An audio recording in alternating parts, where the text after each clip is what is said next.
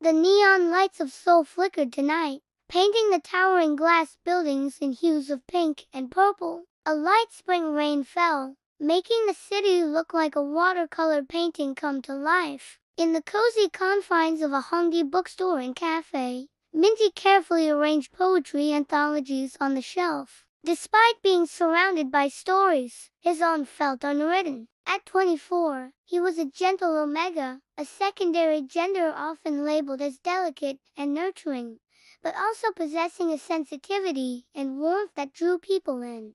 Minji's cafe, tucked away in the labyrinthine streets of Hongdae, was a sanctuary. Its worn wooden floors and shelves laden with books provided solace, a stark contrast to the bustling energy of the city outside. But today, the usual tranquility of the cafe was shattered by a sudden gust of wind that blew through the open door. The scent of wet concrete and a hint of chestnut filled the air. Startled, Min-jae looked up to see a tall figure silhouetted in the doorway. The newcomer shook the rain off his black jacket, his eyes scanning the cafe. As he stepped in, his features came into focus: sharp jawline, high cheekbones, and hair that defied gravity with its artfully messy charm. The newcomer exuded an undeniable charisma, an alpha, the dominant secondary gender known for their strength and drive, often perceived as leaders, but also capable of great tenderness. He approached the counter with a tired smile,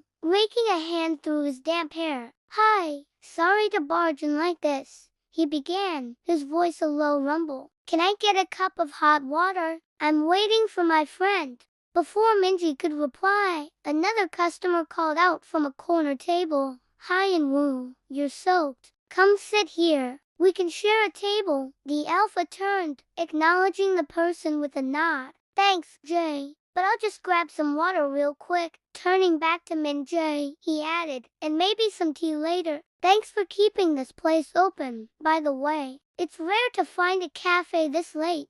Min-jae returned a shy smile, his heart beating slightly faster than usual. "No problem. It's almost closing time anyway."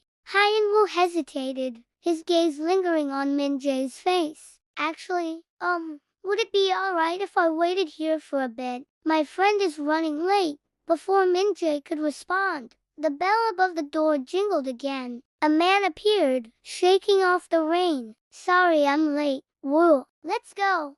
Hyun-woo turned, casting a last glance at Min-jae, who was watching him intently. "Thanks for everything," Hyun-woo murmured, turning to leave. As the cafe door closed behind Hyun-woo, a comfortable silence settled between them, punctuated only by the soft melody playing on the cafe speakers. The aroma of freshly brewed coffee beans mingled with the scent of old books, creating a comforting ambience. The silence wasn't awkward. It was the kind that allowed thoughts to settle and hearts to beat a little slower. Min-jae found himself captivated by the stranger's enigmatic aura. Hyun-woo sat quietly, seemingly lost in thought, yet there was a stillness about him that was strangely captivating. Min-jae couldn't help but steal glances at him, intrigued by the conflicting emotions he sensed within the alpha. Hyun-woo was a puzzle, a complex mix of power and vulnerability. The moment stretched, filled with unspoken words and shared breaths. Finally,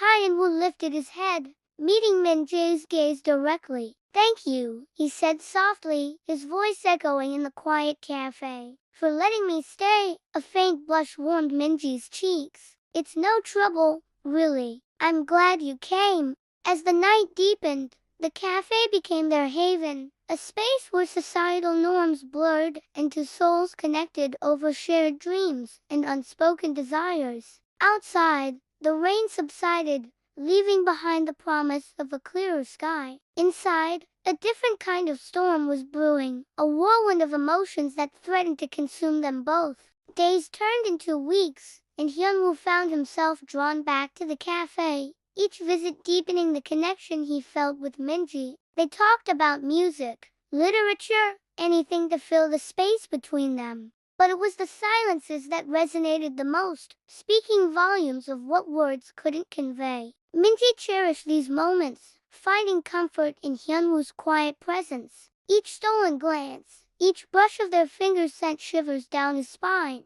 awakening emotions he never knew he possessed. However, their stolen moments couldn't remain hidden forever. Soon, whispers began to circulate, casting shadows on their budding relationship. People discussed their unlikely bond, questioning whether it was genuine or just a phase. The weight of societal expectations pressed down on them, threatening to tear them apart. But despite the whispers, Minji and Hyunwoo continued to meet in secret, pouring their hearts out over steaming cups of coffee. The cafe became their sanctuary, a place where they could be themselves without fear of judgment. One rainy afternoon, as they sat nestled in a corner booth, Hyunwoo took a deep breath, his gaze fixed on the raindrops racing down the window pane. "Minji," he began, his voice unusually serious, "I need to tell you something." Minji turned to him, his heart skipping a beat. He knew that look on Hyunwoo's face, the one that meant seriousness, a seriousness that transcended their usual banter. "What is it?" he asked softly, reaching out to touch Hyunwoo's hand, seeking reassurance in the familiar warmth of his skin. "I've thought about what we have," Hyunwoo started, his eyes searching Minji's, "and I can't deny it anymore. I'm in love with you, Minji." "I know this might come as a surprise," he continued, seeing the shock on Minji's face. "But I couldn't keep pretending it wasn't real, hoping it would just fade away because it didn't. It grew stronger, more real with each passing day." Minji felt his heart swell with emotion. Hyunwoo's confession echoed in the quiet cafe, drowning out the rain in the bustling city. In that moment, he realized his feelings for Hyunwoo had grown too, nurtured by shared laughter, stolen glances, and quiet companionship. Yet reality intruded, casting a shadow over their love. The societal norms and expectations of their world loomed, threatening to engulf them. "Hyunwoo," Minji began, his voice trembling slightly, "I feel the same way about you, but we can't let people know. If they find out, it will cause chaos. Our bond is too unconventional. It doesn't fit into their neat little boxes." Hyunwoo understood the weight of Minji's words. Their love was unconventional, a deviation from the societal norms that dictated their world. Alphas were expected to dominate, to seek out status and power. Omegas, on the other hand, were supposed to submit, to prioritize nurturing and domesticity. Their love story defied these norms, making it all the more precious and all the more dangerous. They decided to keep their love a secret, meeting in the sanctuary of the cafe, cherishing the stolen moments they shared, knowing that the world outside wouldn't understand. But as time passed, the whispers intensified, fueled by rumors and innuendos. People began to question their individual choices, wondering why an alpha like Hyunwoo would frequent a small cafe and why an omega like Minji was spending so much time with an alpha.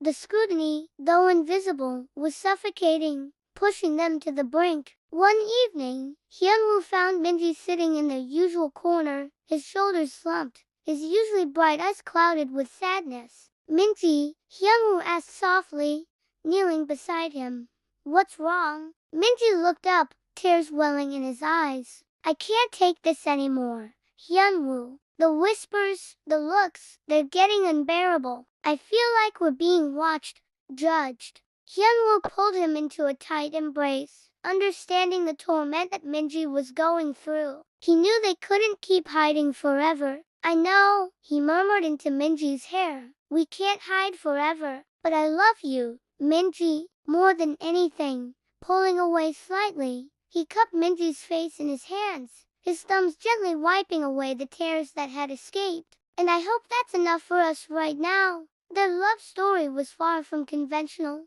A melody played on the strings of their hearts, a harmony that resonated despite the cacophony of the world. They had chosen each other, defying the script they were handed, proving that love wasn't bound by societal norms, but by the undeniable connection of two souls.